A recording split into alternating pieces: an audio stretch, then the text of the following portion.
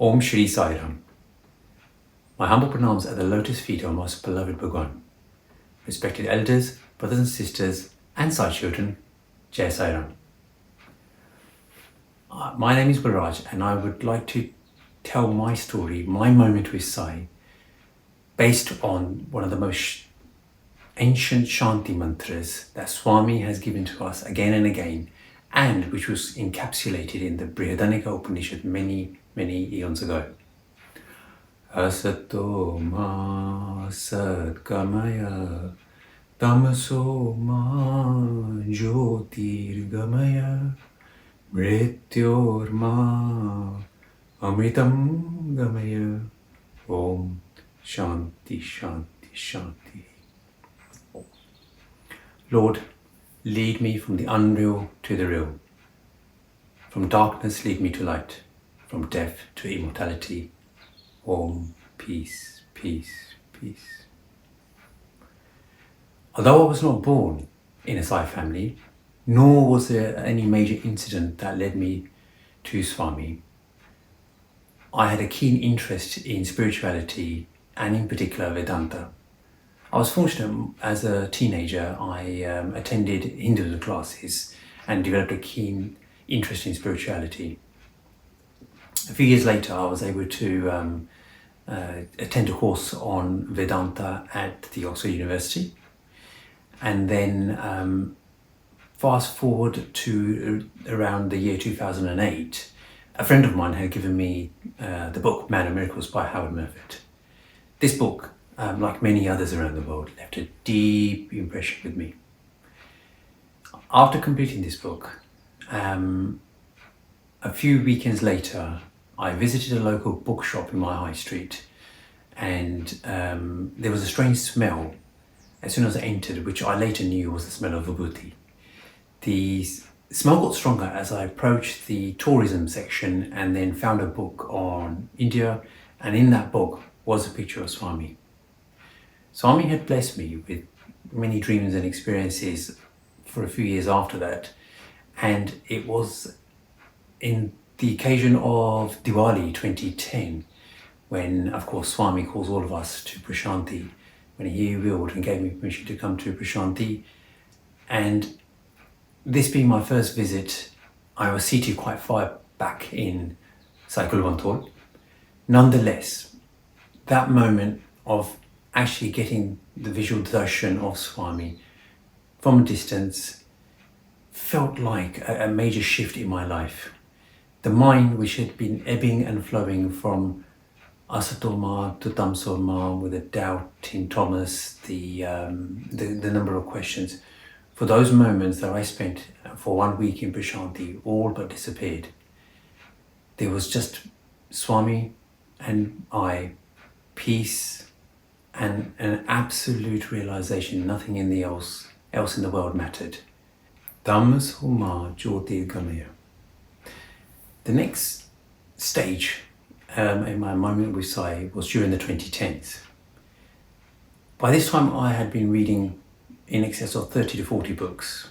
Swami's own Vahinis, Sathya Sai Speaks, many discourses by Swami, and of course autobiographies by other devotees, YouTube videos, and just listening and engaging with other devotees. Of course, we all know Swami's life is nothing but a miracle.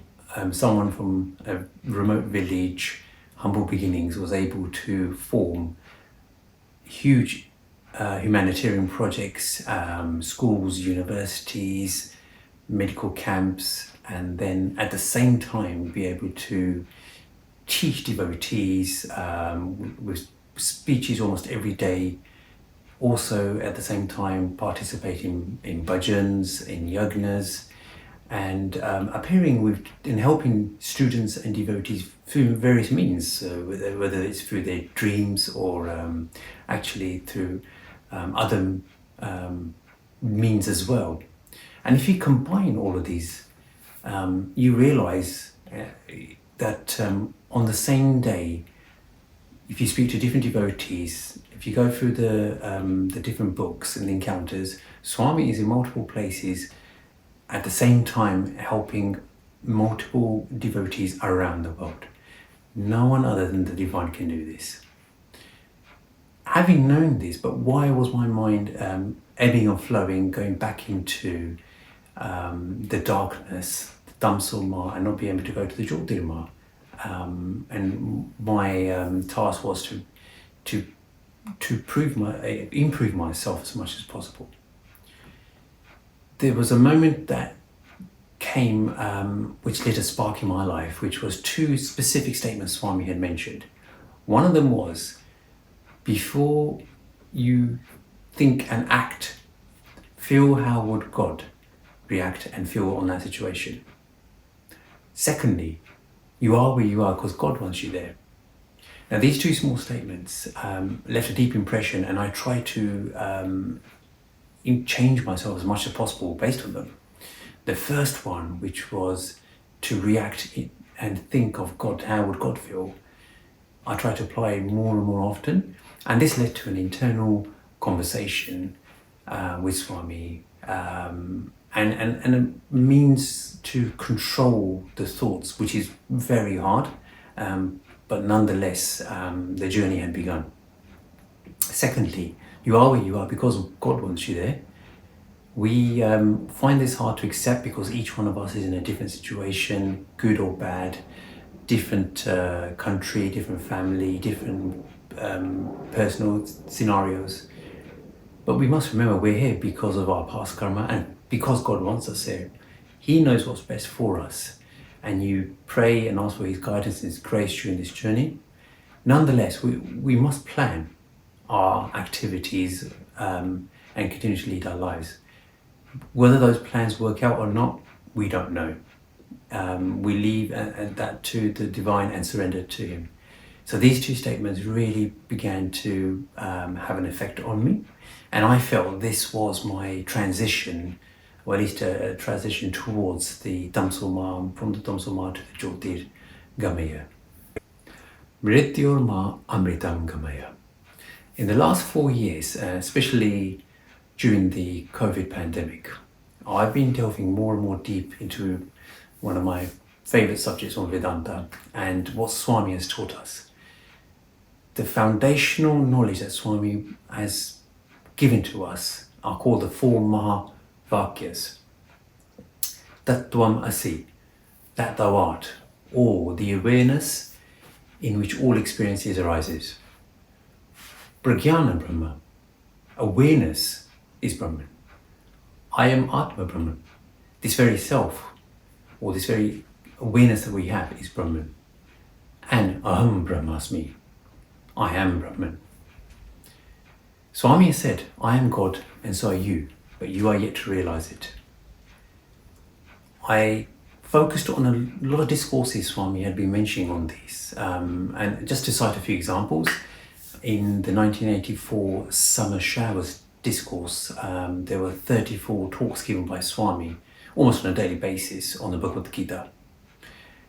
On Swami's birthday, November 1988, Swami had given a discourse on how the consciousness rules. 20th of May 1993, Swami had given a discourse on man, the mind and Atma. 30th of July 1996, Swami had given a discourse that we are Brahman, and there's many, many other discourses. What this led to me, or the summary from these discourses and the ancient teachings, led me to realize in my life that anything that changes cannot be us, cannot be our reality. Anything that can be objectified or has attributes cannot be us. Now these are quite deep philosophical and long ideas that we have to try and learn, but I'm trying my best to try to summarize these. An example is our body. So our body is something that can be objectified. We have hands, we have fingers and so forth. It can be objectified. They have attributes. And if you just look at your hand, for example, it feels separate to you. Yes, it's intrinsically part of us, but you as the awareness feel you can see your hand. So that separation exists. And it's very true with our mind as well. Our mind, we feel we are aware of our mind. If we're able to concentrate, we can even create that separation between ourselves and when we feel tired, we're aware we're tired, or when we feel elated, or when we're happy or sad, or when we're confused, or when we don't understand. All of these thoughts, perceptions, experiences, we feel internally, but we're aware of them. And it's one thing that cannot be objectified is yourself, which is your awareness. At that point, words would fail. But Swami's helped us. He's given us some teachings which help us even to describe what this awareness is that we all have. Satchitanand, that truth, being, and bliss is ourself, this consciousness or the awareness that we feel. Satyam Jnanam Anantam Brahman, which is truth, knowledge without limit, is Brahman. So this feeling of I-ness, of awareness that we all have is universal. Yes, our minds are different, physically we are different, and hence we have the variety of life in the cosmos. However, this awareness has no attributes, and hence it's because it's universal to us, and it doesn't change, and it will exist even after our mind and our body have gone, which means this can be nothing but the divine. And this is what we have to realize. But how do we apply these teachings on our day-to-day life? There's two approaches. One is when we're happy or sad or angry or hungry, keep focusing on the fact that you are aware of this sadness or this anger, for example. Even when you're happy, make yourself aware that, oh, I'm feeling happy today, I've just had an ice cream or I've just had a coffee. So by doing so, you remind yourself that these feelings are temporary. They come and go. Yes, our body-mind complex enjoys or becomes worried by these for a moment, but it disappears. It's not permanent. What is permanent, as I mentioned, is the awareness which stays with us until the very end of this Jiva-Atma. The second is in day-to-day life, because we are encapsulated in the body and this mind, we will have trials and tribulations. And just like Swami mentioned that dust will settle on a mirror, then to clean that mirror, we must perform sadhana. And this sadhana comes in many forms. We can conduct nam smaran, or look at the divine picture, or worship our dear Swami, sing bhajans, meditate, and of course one of the highest forms of sadhana is conducting seva, in which we are helping others. So by doing this, it cleanses our mind, it keeps us preoccupied, it reminds us who we really are, and we can detach ourselves away from any feelings that we have, especially our negative feelings. So while though Swami is not with us in physical form, Swami's teachings will live on forever. He has taught us that we are embodiments of love, embodiments of Atma. He's repeated this again and again in his speeches, Prema Swaruplara or Divya Atma Swaruplara. And that is what we must focus on. If we're able to apply or try and apply this on a daily basis, I think we can all succeed and make ourselves going towards this cycle of death and life, which is Mityama Amritam, which is towards immortality.